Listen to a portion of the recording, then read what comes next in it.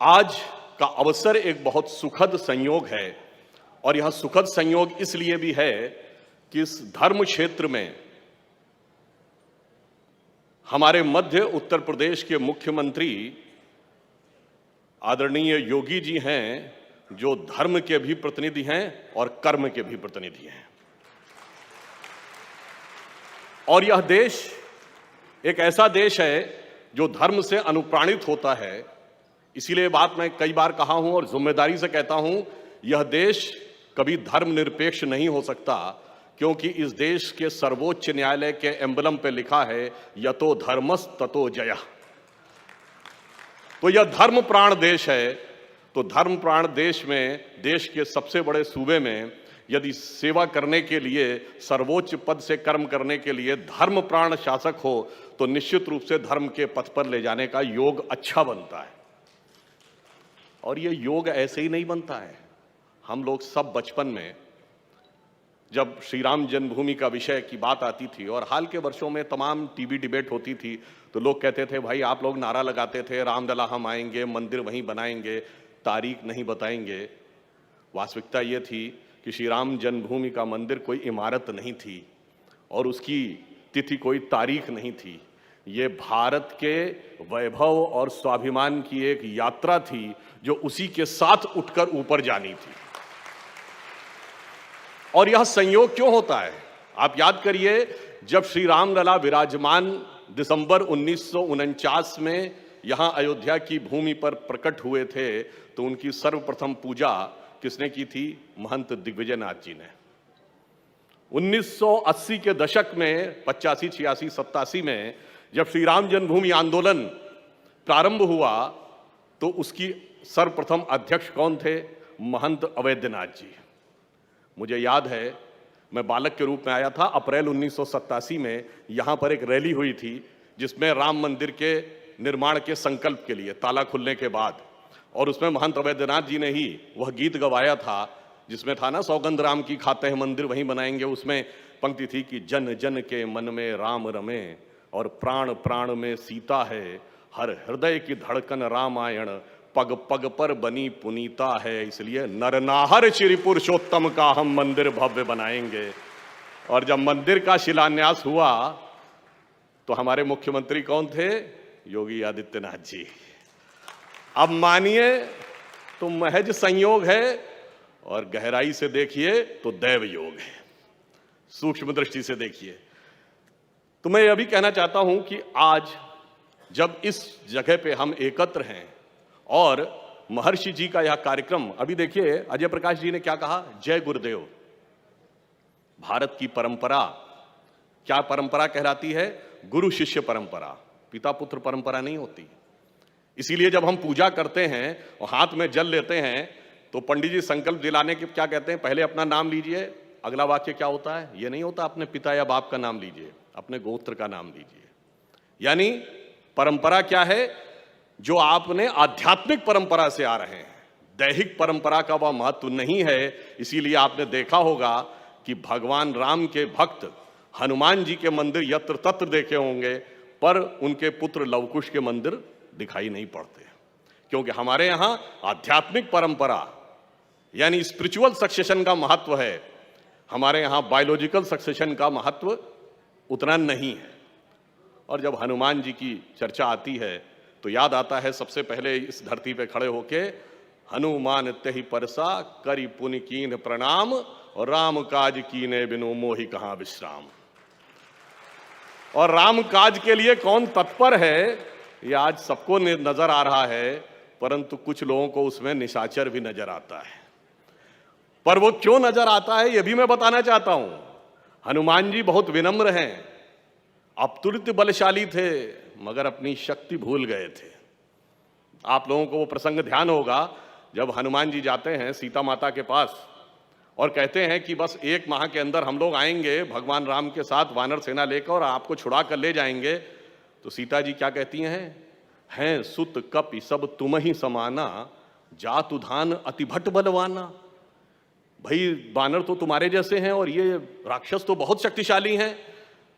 तो आगे वो कहती हैं मोरे हृदय परम संदेहा, इसलिए मेरे मन में संदेह है।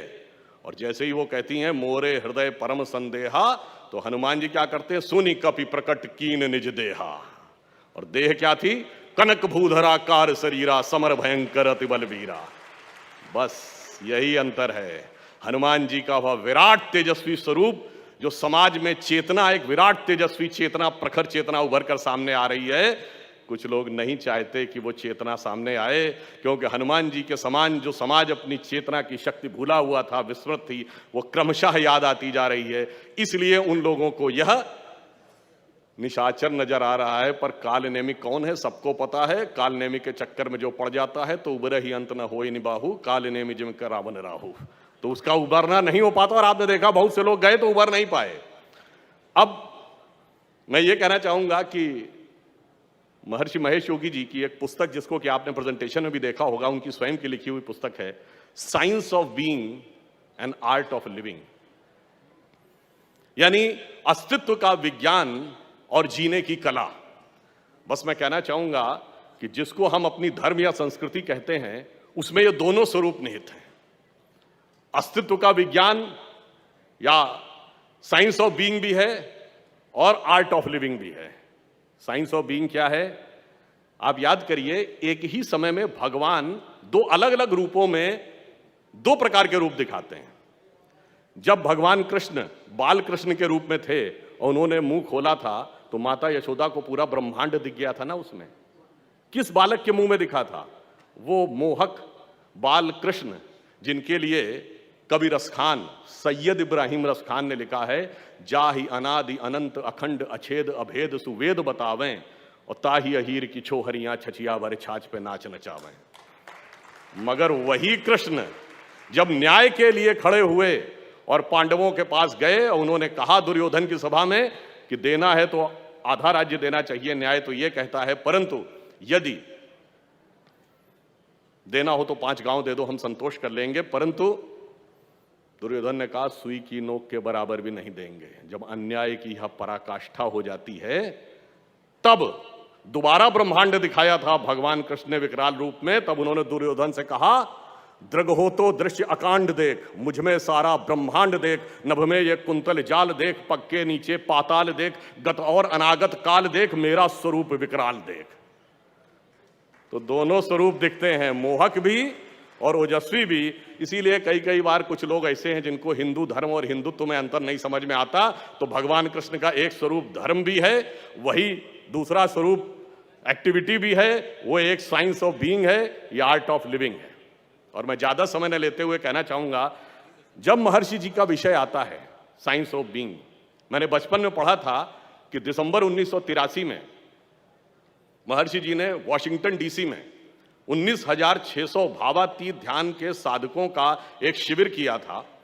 और यह संख्या इस आधार पे थी कि उस समय विश्व की जनसंख्या के स्क्वायर रूट का 0.1% था। और उनका यह कहना था कि यदि साधक ध्यान लगा के बैठते हैं तो वातावरण सकारात्मक रहता है। और उस एक महीने और उसके बाद के एक महीने में वॉशिंगटन डीसी से लेकर न्यूयॉर्क स्टॉक एक्सचेंज तक की स्टेबिलिटी सबसे अच्छी रही। और अमेरिका में जब से उनकी डॉक्यूमेंटेड अवेलेबल थी हिस्ट्री, उसमें सबसे कम क्राइम उस 2 महीने में दर्ज हुआ। अब यह भी संयोग था या विज्ञान था। और मैं कहूंगा, विज्ञान की जब बात आती है तो सबसे कठिन चीज साइंस में क्या मानी जाती है, रॉकेट साइंस। लोग कहते हैं ना, अरे भाई ये कोई रॉकेट साइंस है। पर आपको बताना चाहता हूं, रॉकेट साइंस का पिता किसको माना जाता है? एक यूरोपियन वैज्ञानिक है जिसका नाम है वर्नर वॉन ब्रॉन। और वर्नर वॉन ब्रॉन जिसको अपना गुरु मानता था, वो एक जर्मन साइंटिस्ट था जिसका नाम था हर्बन ओबर्ट। और हर्बन ओबर्ट ने लिखा है कि वो ज्ञान के लिए वेदों को पढ़ता था। और ये हर्बन ओबर्ट ने लिखा कहां है, इसमें कोई भारतीय इन्वॉल्व नहीं है। एक राइटर है, साइंटिस्ट, जिनका नाम था एरिक वॉन डाइकन, उनकी किताब है चैरियट्स ऑफ गॉड, उसमें लिखा है। अर्थात इसमें कोई भारतीय नहीं है, सब विदेशी हैं। और एरिक वॉन डाइकन ये बता रहा है कि रॉकेट साइंस के पिता का गुरु कहता है कि ज्ञान वेदों से मिलता है। इसीलिए आदि शंकराचार्य जी ने ऐसे ही नहीं कहा था वेदों निकलो धर्मो मूला। इसलिए मैं मानता हूं कि यहां पर जो वेद विज्ञान ज्ञान पीठ की स्थापना हो रही है, जैसे योगी जी ने कर्म का मार्ग प्रशस्त किया है, इनके नेतृत्व में विज्ञान का मार्ग भी प्रशस्त होगा। और यह पंक्ति कहकर समाप्त करता हूं, इस विज्ञान का आधार क्या बनेगा? जो अर्थ भी दिखाएगा, परमार्थ भी दिखाएगा। आदरणीय अटल जी की बड़ी प्रसिद्ध कविता थी, आप सब ने, बहुतों ने शायद सुना हो, हिंदू तन मन हिंदू जीवन, रग रग हिंदू मेरा परिचय। उसी हिंदू संस्कृति और वेद संस्कृति से निकलेगा। उसका एक छंद था, उसी से कह के समाप्त करता हूं। मैं अखिल विश्व का गुरु महान, देता विद्या का अमर दान, मैंने दिखलाया मुक्ति मार्ग, मैंने सिखलाया ब्रह्म ज्ञान। मेरे वेदों का ज्ञान अमर, मेरे वेदों की ज्योति प्रखर, मानव के मन का अंधकार क्या कभी सामने सका ठहर। मेरे स्वरनभ में गहर गहर, सागर के जल में छहर छहर, इस कोने से उस कोने तक कर सकते जगती सौरभमय।